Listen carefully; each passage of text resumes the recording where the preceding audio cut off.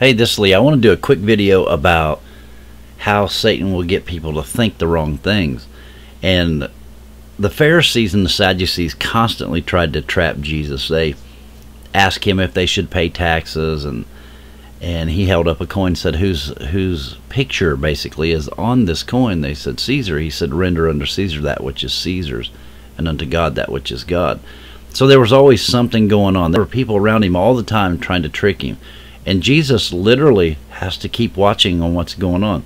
Now, if that's not bad enough, his disciples aren't thinking right. In one section of the Bible, the New Testament, they're wondering who's the greatest. Now, why they're thinking that, I have no idea. Just pride and vanity and selfishness and just wrong thinking. And another place, one of the mothers wants to know which one of her sons is going to sit on the right hand of Jesus. Ridiculous thinking. This is what Jesus had to put up with while he's doing his public ministry, while he's healing and casting out devils and doing all these things, raising the dead. He's got people around him thinking foolish.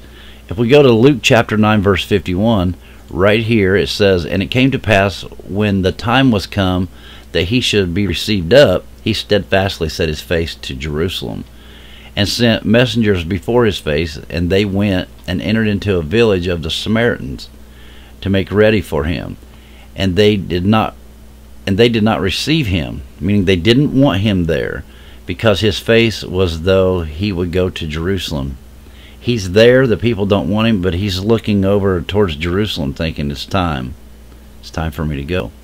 And when his disciples James and John saw this, they said, Lord, wilt thou that we command fire come down from heaven to consume them, even as Elias or Elijah did? But he turned and rebuked them and said, you know not what manner of spirit you're of, for the Son of Man does not come to destroy men's life, but to save them. And they went to another village. Isn't it remarkable how we get funny thoughts in our head? We're overcritical on singers. We're overcritical on preachers. We find fault and backbite, and we stand back and say, you know, they're not that good.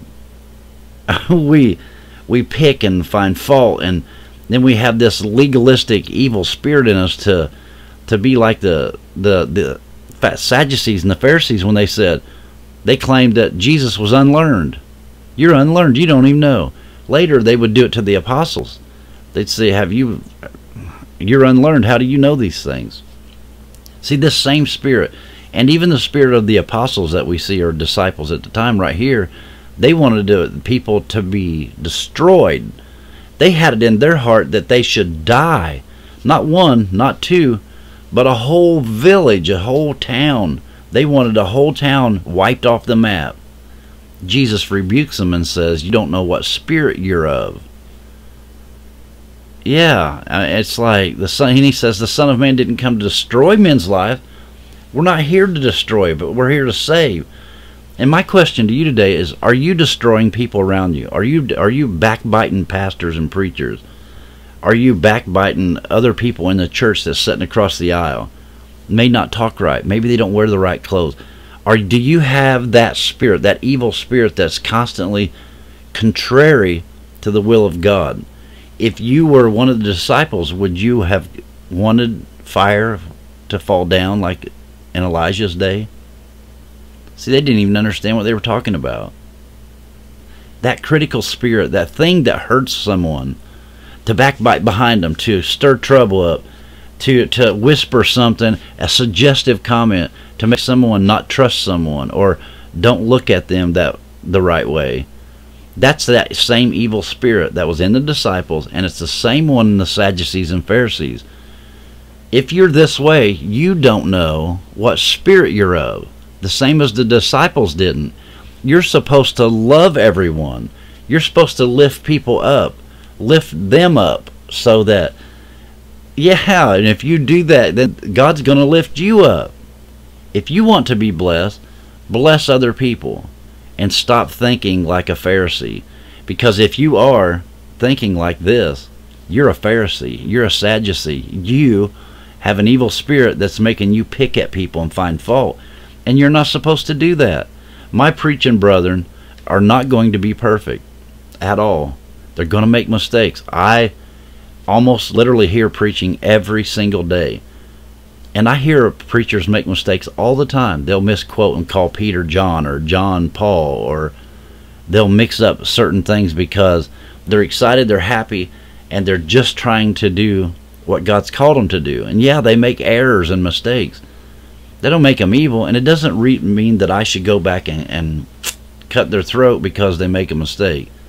That spirit is not in me. I love the brethren. I love the sisters, singers and testifiers, whatever. I love you, and I don't want you hurt. I don't want to talk about you behind your back. Well, if you know me at all, one thing that you can say, I won't say anything about you behind your back that I won't say to you directly, face to face, looking you right in the eye.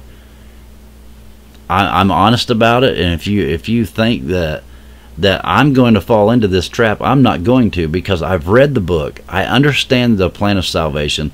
I know what the heart of Christ means. It means to love one another. That's my video today. Remember this, Luke 9:51. They wanted to call fire down to destroy people. Hundreds. That's not the mind of Christ, and he proves that when he rebukes them and says, no, you don't know what spirit you're of. I love you with all my heart, no matter who you are in the world. Like and subscribe. Hit the thumbs up button if you like this video, and I'll be back with more. But let's get this right and think the way Jesus thinks, and let's do the way Jesus wants us to do, and help people. That's my video. Love you. Have a good day. Bye.